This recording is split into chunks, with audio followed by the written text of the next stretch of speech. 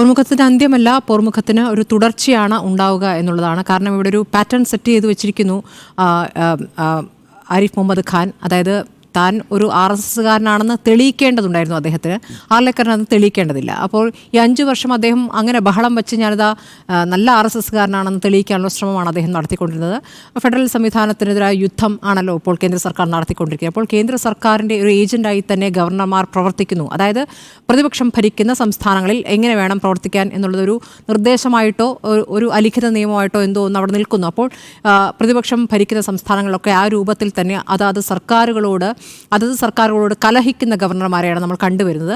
അപ്പോൾ അർലേക്കറിനെ സംബന്ധിച്ച് അർലേക്കർ RSSൽ തന്നെ വളർന്നു വന്ന ആളാണ്. അപ്പോൾ RSSൻ്റെ ആശയങ്ങൾ എന്ത്, അതെങ്ങനെ നടപ്പാക്കണം എന്നുള്ള കാര്യത്തിൽ അദ്ദേഹത്തിന് യാതൊരു സംശയവുമില്ല.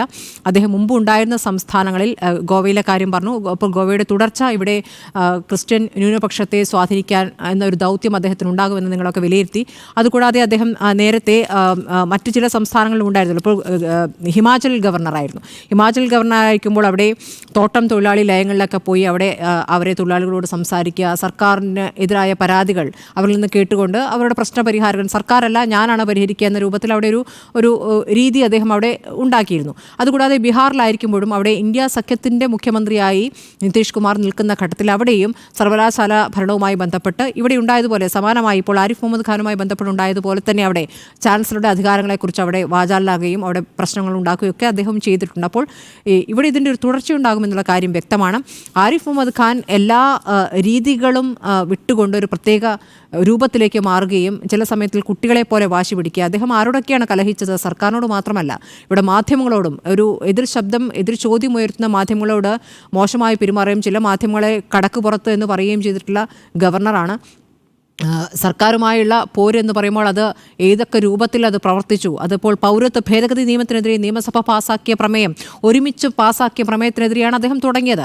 അപ്പോൾ എപ്പോഴും പറയുമ്പോൾ സർക്കാരിൻ്റെ ഈ യൂണിവേഴ്സിറ്റി സർവകലാശാലകളുമായി ബന്ധപ്പെട്ട സർക്കാരിൻ്റെ താല്പര്യങ്ങൾ സംരക്ഷിക്കുന്നതിനെ എതിർത്ത ശബ്ദമായി ഗവർണർ പ്രവർത്തിച്ചു, നല്ല പ്രതിപക്ഷമായി ഗവർണർ എന്നൊക്കെയുള്ള പ്രതികരണങ്ങൾ വരുന്നുണ്ട്. പക്ഷേ അവിടെയല്ല അദ്ദേഹം തുടങ്ങുന്നത് ഈ പറഞ്ഞ പൗരത്വ ഭേദഗതി നിയമവുമായി ബന്ധപ്പെട്ടാണ്.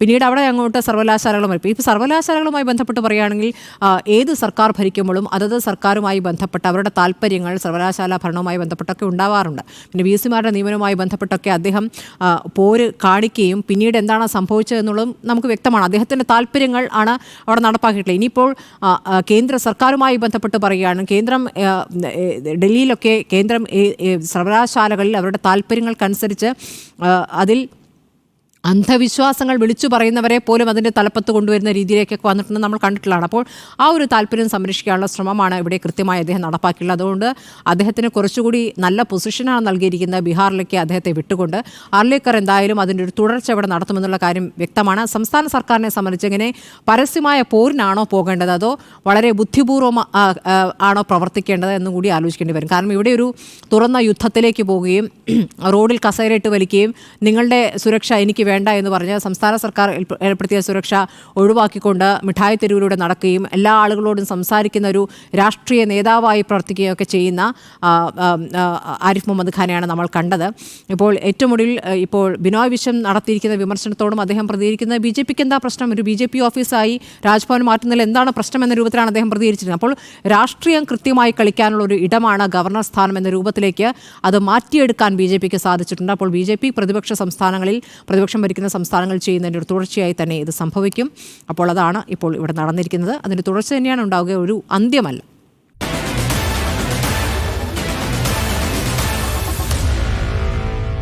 Meet the editors.